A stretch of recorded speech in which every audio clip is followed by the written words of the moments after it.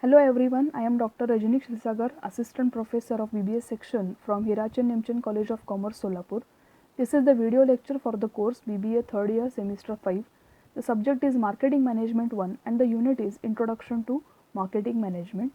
Let us start with learning outcomes. At the end of the session, you will be having clear understanding of fundamentals of marketing, marketing process and marketing mix. These are the contents which we will be covering.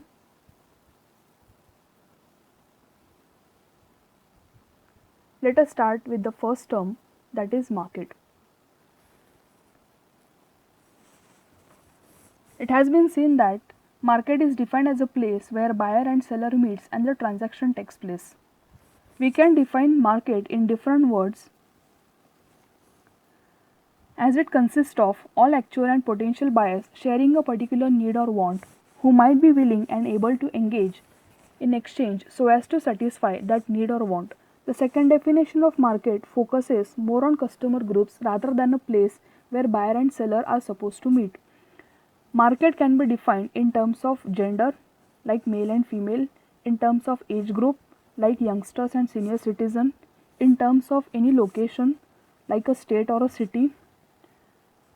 This definition of market is talking more about customers rather than a place. For example, baby care products generally they are targeted to parents, cosmetic brands targeted to females and males separately. The second concept is marketing. Selling and marketing generally they are used interchangeably. Are they same? Actually not. Marketing is more broader as compared to selling. It is more customer oriented whereas selling is more profit oriented. Marketing starts with customer needs and ends with their satisfaction, whereas selling starts with production and it ends with profit earning. We can define marketing as a process of identifying customer needs and fulfilling them with suitable product. Any product which is launched in the market by any brand, it is actually targeting specific needs of customer. We can take example of any mobile brand which is coming up with a new version of its handset. It is targeting specific needs, maybe in terms of mobile specification like battery or storage capacity or processor speed or maybe camera quality. As customers are demanding the upgraded version, companies are coming up with new varieties of their products. The next concept is simple marketing process or system. There are two parties who are involved in this process, that is marketer and market or customers. The marketer sells the products to the customer. In return, customer will pay the price to the marketer. This is the exchange process which happens between two parties. Simultaneously, marketer communicates products information to the market.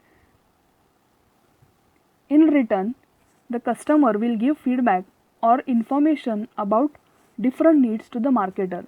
This feedback and information will help the marketer to upgrade their products or to come up with some new variety of products. From this diagram, we can conclude that exchange is the central theme of marketing. Moving towards the next concept, that is marketing management. It can be defined as a process of planning and executing conception, pricing, promotion and distribution of goods, services and ideas to create exchange that will satisfy individual and organizational goals. In this definition, four words are clearly highlighted. The conception means products which are offered, price is the value paid by customer, promotion is the information given by marketer, distribution is how the products are reachable to the customer. Managing these four P's so as to satisfy needs of organization and individual is known as marketing management. Simply we can put this definition in different way like planning and executing the four P's and achieving both individual and organizational goals. Now what are these four P's? Let us see in the next point. Marketing mix. This is the soul of this marketing subject. The concept of marketing mix was first introduced by the American marketing professor Jerome McCarthy. He referred that these are the tools which are used by marketers so as to achieve the marketing goals. Marketing mix, actually it is a combination of 4 P's which need to be blended in the proper proportion by the marketer, so that the final outcome of marketing will be customer satisfaction. Now these 4 P's are product, price, place and promotion. Let us see the first P, that is product, which is also known as market offering, bundle of satisfaction, the solution to customer's problem. More properly to put in definition, anything that can be offered to market so as to satisfy their needs is known as product. Now this anything is goods, services, place, person or ideas. For example, pen as a good, banking as a service, any tourist location as a place, any celebrity as a person, or any idea like to maintain hygiene or cleanliness in the environment as an idea. Anything that is offered to satisfy the needs of customer is known as product. The second P is price. The monetary value of a product or the value which is paid by customer in exchange of product is known as price. The price should be affordable to customer and profitable to marketer. To put in definition, price is the economic value of a product paid by customer in exchange of product. We can take an example.